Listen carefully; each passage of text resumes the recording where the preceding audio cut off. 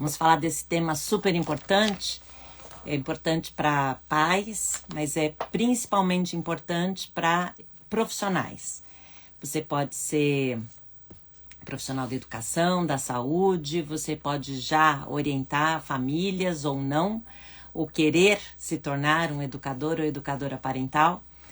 Esse assunto é muito importante porque existem muitas barreiras nessa relação entre escola e família. E eu vou trazer hoje três fatores que aumentam essas barreiras, né, entre famílias e escola. E é muito engraçado porque eu sempre gosto de dar o exemplo que é verdadeiro e é atemporal, já existe há muito tempo, de que se você entra numa escola e pergunta para os profissionais da educação quem são as pessoas que mais dão trabalho para eles, de modo geral, principalmente se você perguntar para gestores, né, diretores, coordenadores, orientadores educacionais, a resposta vai ser que são os pais dos alunos. Por outro lado, se você entrar num grupo de WhatsApp de pais da escola, de uma turma, e perguntar para os pais, né, se eles estão completamente satisfeitos com a educação que é dada, com o trabalho que é desenvolvido na escola dos filhos deles, é muito provável que alguém saia reclamando de algum profissional da escola. Então isso já existe há muito tempo.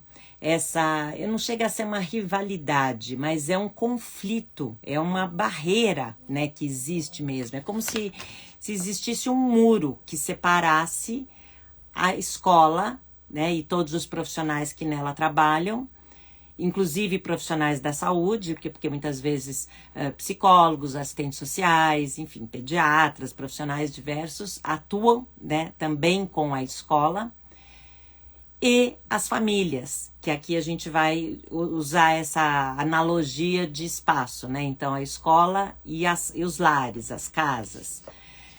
E é interessante porque a escola tem um foco muito específico, que é o bem-estar, é o desenvolvimento, é a segurança, é a aprendizagem dos seus alunos. Por isso que a escola tem esse foco na educação básica. E as famílias também têm o mesmo foco, só que é o bem-estar, a segurança, o desenvolvimento, o crescimento dos seus filhos. Só que o que eles esquecem, né, o que nós esquecemos quando a gente está em qualquer uma dessas posições, é que filhos e alunos são a mesma pessoa.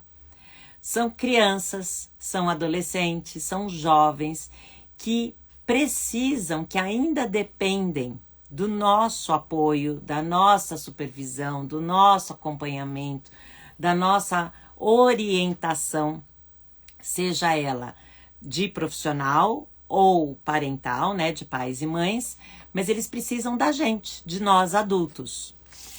E quando finalmente, né, todos os envolvidos nessa grande comunidade escolar, nessa grande comunidade na sociedade, perceberem que só uma parceria entre família e escola pode ajudar de verdade no melhor, né, ao que os jovens, as crianças atinjam o seu melhor potencial, é que nós teremos mais dedicação e mais esforço para que família e escola tenham essa parceria, essa conexão que a gente espera tanto e que a gente sabe que é muito importante.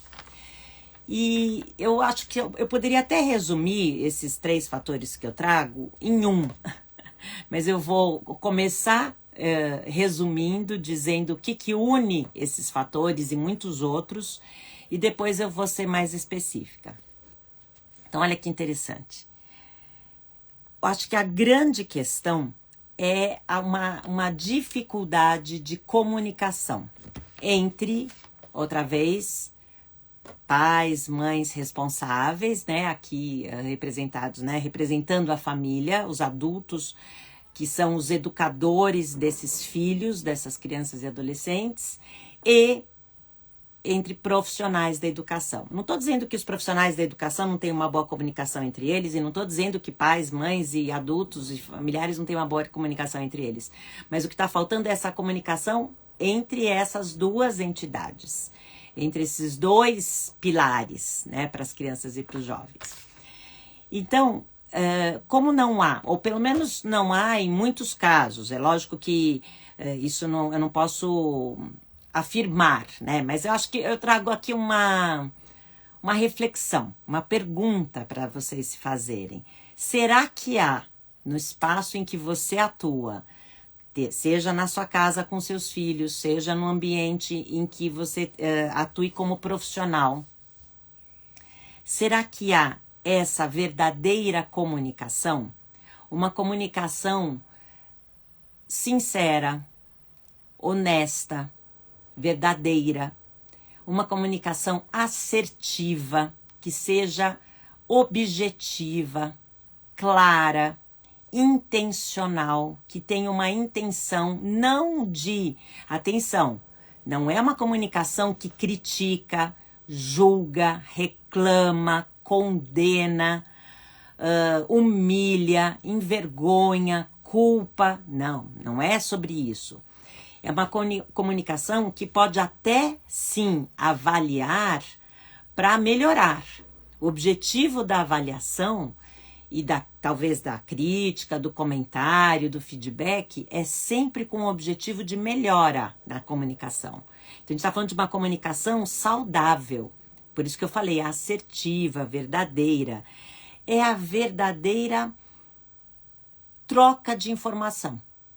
É uma comunicação em que os dois se comunicam, as duas partes se comunicam. Tanto, não é só uma que ensina coisas para a outra, porque isso acontece no dia a dia.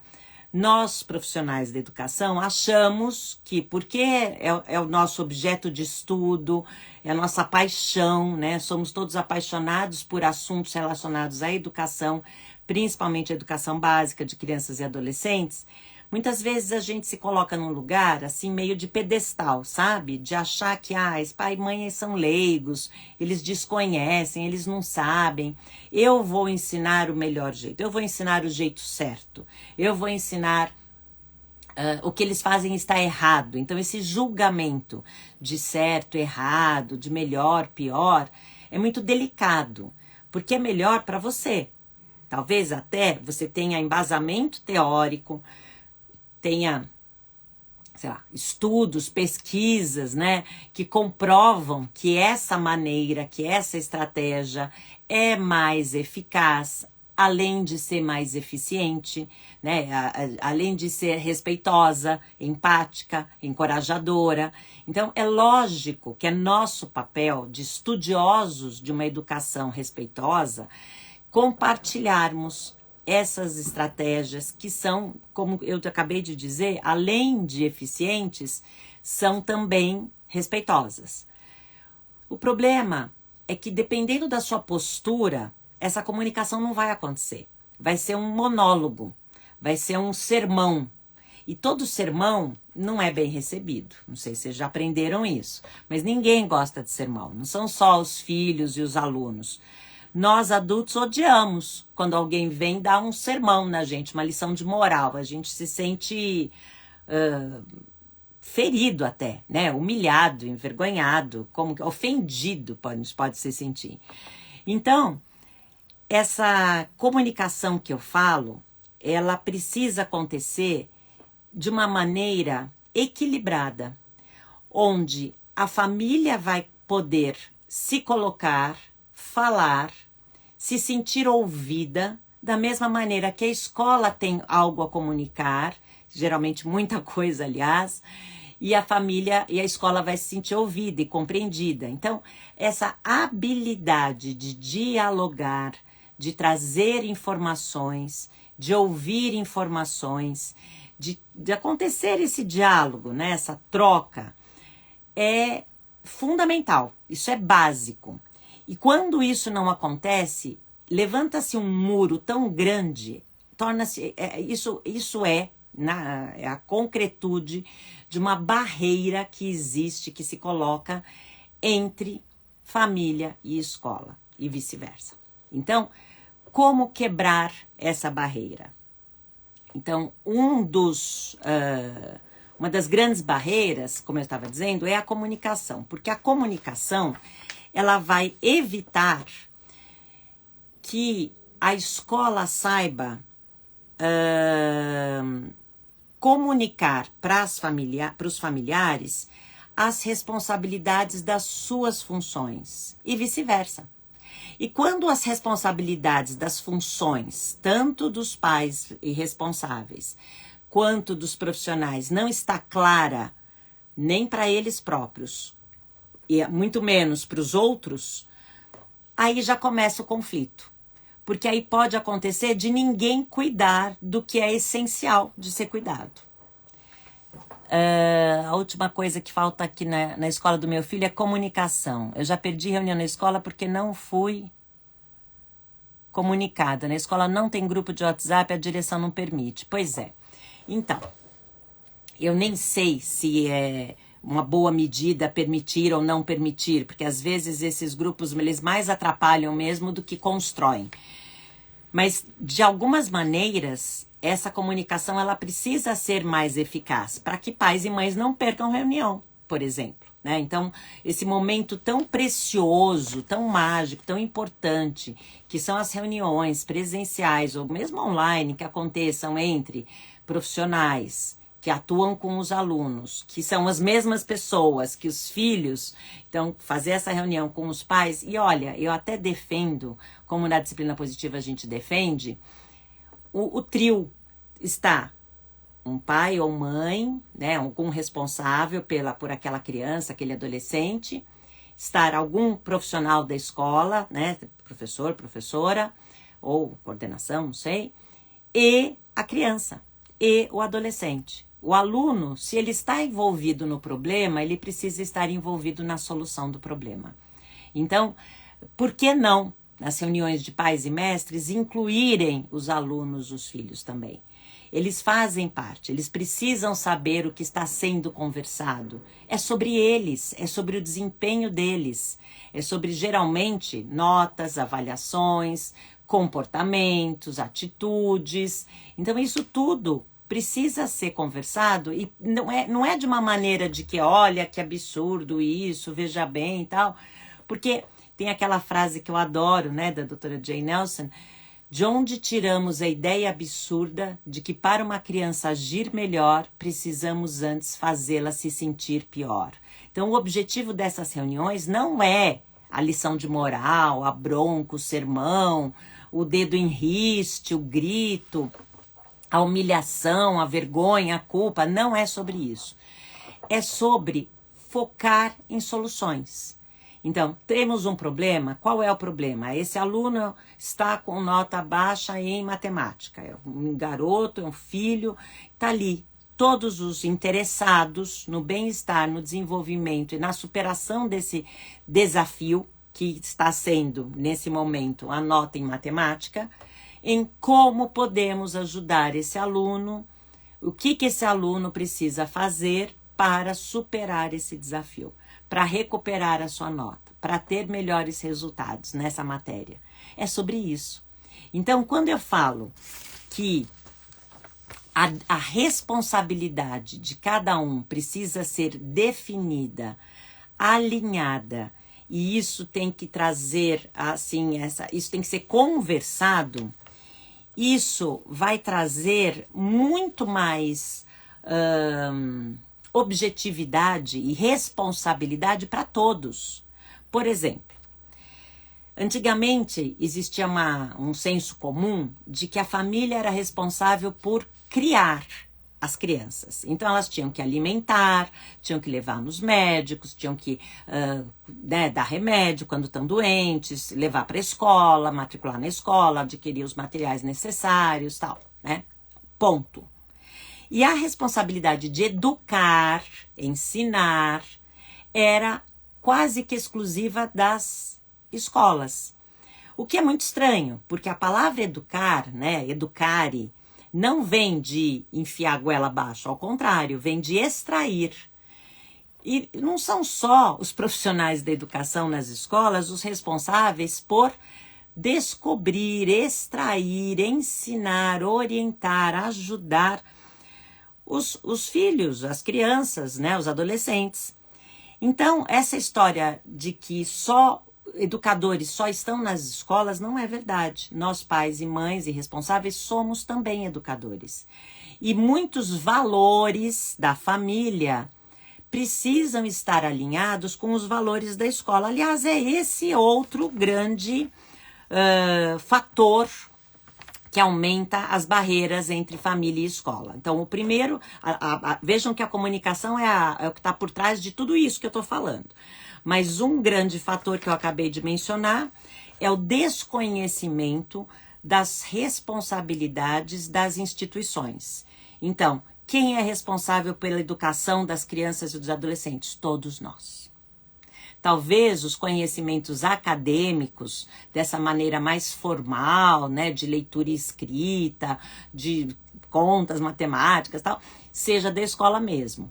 Mas é também responsabilidade dos responsáveis por esse aluno, por essa criança, esse adolescente, de criar um ambiente propício em casa para esse estudo, para que eles próprios, crianças e adolescentes, sejam responsáveis, por exemplo, pelas lições de casa.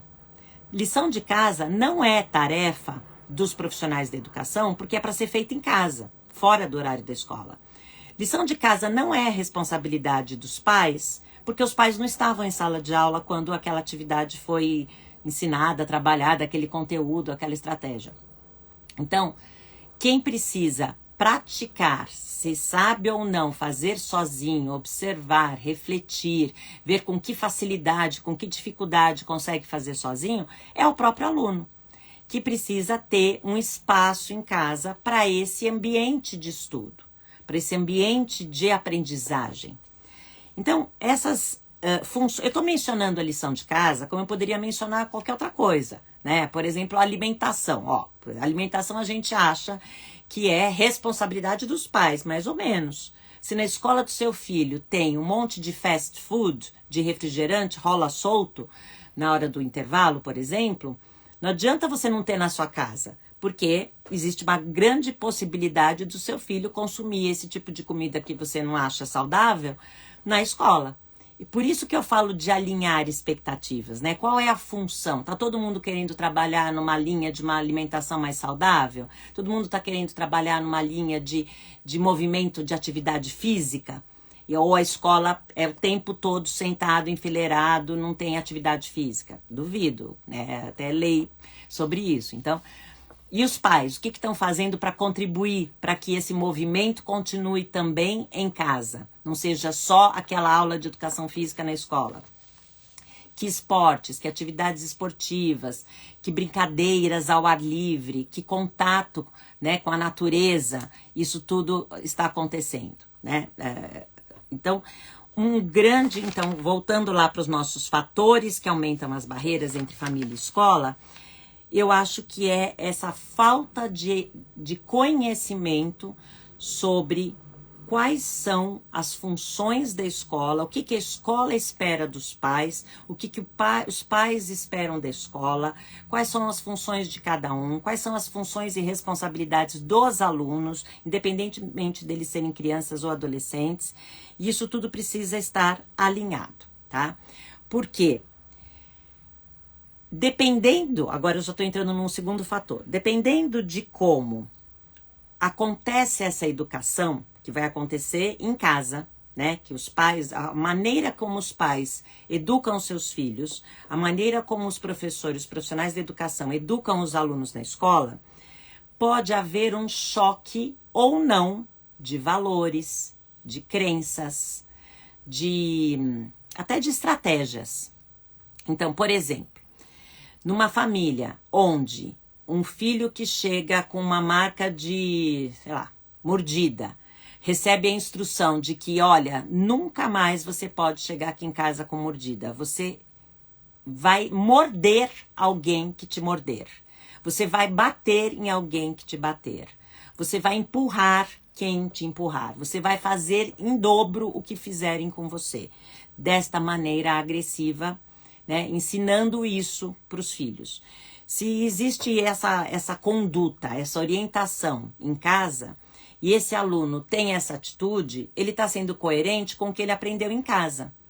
A gente sabe que, geralmente, né, a grande maioria das escolas não vai concordar com esse tipo de atitude, porque a gente acredita numa educação, ou pelo menos a maioria das escolas, numa educação não violenta, não agressiva, em que os problemas, mesmo quando a gente está com muita raiva, com muita, assim, com as emoções à flor da pele, a gente precisa aprender a controlar as nossas emoções e lidar com as emoções de uma maneira mais respeitosa, que não machuque ninguém, nem a si mesmo, que não danifique nada. Então, bater de volta, né, morder de volta, empurrar, não vai resolver o problema, só vai aumentar esse ciclo de violência, essa impressão de que assim a gente resolve os problemas. Então, essa consciência de como a escola lida com os conflitos,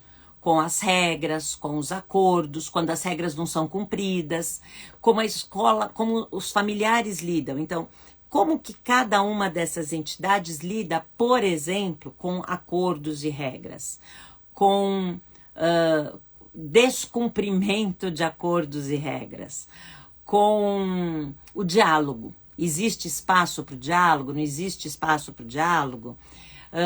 Com a justiça, a moral, a ética, a honestidade. Como são trabalhados esses valores? E tudo isso precisa ser conversado. Por isso que eu falei que a comunicação é o pano de fundo, né, que vai resolver essas barreiras que eu estou levantando aqui. Então, estou indo para a terceira. Se não há esse diálogo, se não há essa clareza das diferentes funções, se os valores, as crenças, os comportamentos, as atitudes são diferentes, é muito provável que essa criança não seja verdadeiramente conhecida nem por uma instituição nem pela outra. Os pais têm uma visão parcial de quem é aquela criança. Só conhecem ele ou ela como filho, como filha. E não conhecem como aluno, num grupo social. E o contrário também é verdadeiro. Os professores e profissionais da educação conhecem aquele aluno como aluno, num grupo social. Como que ele interage, como que ele convive, como que ele lida com a comunicação, com os conflitos, com a cooperação ou não, com os problemas, com o não, com a frustração. Porque a mesma pessoa, mesma criança, pode lidar com o não e com a frustração de maneiras diferentes, dependendo de como esse adulto vai lidar com isso. Se é um adulto que sabe ser firme e gentil ao mesmo tempo, existe uma grande probabilidade da criança, mesmo que, puxa, eu queria tanto isso e não vou conseguir isso, ela fica frustrada, mas ela aprende a lidar com essa frustração e essa frustração passa rápido. Porque é importante que a gente aprenda a lidar com as frustrações da vida, porque serão muitas. E a gente precisa ensinar isso para as crianças desde pequenos, né? Veja, não é provocar frustrações, é simplesmente deixar que elas aconteçam naturalmente e fortalecer os músculos da resiliência para que eles saibam enfrentar as frustrações. É sobre isso. No caso dos pais e mães, né, que são, assim, vamos dizer, mais liberais, mais permissivos, que acabam cedendo, deixando, podem estar criando jovens, crianças, adultos, né, jovens, adolescentes, que na escola também acham que podem tudo. Que não precisam cumprir os combinados, não precisam usar o uniforme, não precisam sentar naquele lugar, daquela maneira, ter aquele tipo de comunicação, ou com volume, de acordo com o volume, né, da atividade, ou cumprir prazos, ou ser responsável, comprometido, cooperar. Por quê? porque estão acostumados a serem super protegidos, mimados, sempre com adultos fazendo coisas por eles e para eles.